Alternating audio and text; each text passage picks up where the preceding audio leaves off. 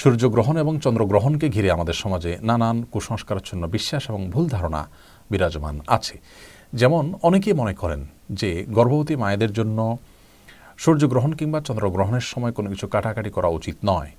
তরকারি, মাছ কিংবা মাংস, ফলমূল ইত্যাদি কাটা উচিত নয়। এগুলো যদি কাটেন তাহলে সেক্ষেত্রে গর্ভস্থ সন্তানের ক্ষতি হয়। এ ধারণা সম্পূর্ণ কুসংস্কারাচ্ছন্ন একটি ধারণা, ভুল বিশ্বাস। কোরআন হাদিসের কোথাও এরকমটি বলা হয়নি এবং সুস্থ বিবেক বুদ্ধিও এরকম কোনো বিশ্বাসকে সমর্থন করতে পারে না। একজন ঈমানদার কখনো কুসংস্কারাচ্ছন্ন হতে পারেন না। অতএব এই বিশ্বাসটি আমাদের সংশোধন করতে হবে।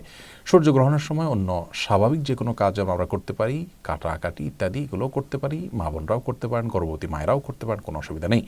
সূর্য কিংবা চন্দ্রগ্রহণের সময় নবী করিম সাল্লাল্লাহু আলাইহি সাল্লামের মৌলিক নির্দেশনা হলো সূর্য এবং চন্দ্রগ্রহণের সালাতের আয়োজন করতে হবে মসজিদে। সেই সালাতে আমরা শামিল হব, আদায় করব। আর এছাড়া নবী রাসূলুল্লাহ সাল্লাল্লাহু আলাইহি ওয়াসাল্লাম যে নির্দেশনা বুখারী মুসলিম হাদিসে আমরা পাই তা হলো এই সময় দান করা, সাদকা করার কথা বলা হয়েছে, দোয়া করার কথা বলা হয়েছে, তাকবীর দেওয়া, আল্লাহু আকবার বলতে থাকা বা আল্লাহু আকবার ধ্বনি দেওয়া, আল্লাহু আকবার বলে ওঠা, এই নির্দেশনা নবী সাল্লাল্লাহু আলাইহি ওয়াসাল্লাম দিয়েছেন। তাহলে আল্লাহু আকবার দিবেন মায়েরা, তা সাদকা করবেন, আল্লাহর কাছে দোয়া করবেন। এছাড়া অমুকটা করা যাবে না, তমুকটা করা যাবে না, এরকম কোনো কথা কোরআন হাদিসে বলা হয়নি। মূলত জাহেলি যুগের মানুষরা মনে করতো যে বড় কোনো ব্যক্তি, মহান কোনো ব্যক্তি, উল্লেখযোগ্য কোনো ব্যক্তির মৃত্যু কিংবা বড় কোনো অঘটন ঘটলে তার প্রেক্ষিতে সূর্য কিংবা চন্দ্রগ্রহণ হয়ে থাকে। নবী সাল্লাল্লাহু আলাইহি ওয়াসাল্লাম তাদের সে কুসংস্কারাচ্ছন্ন বিশ্বাসকে সংশোধন করেছিলেন।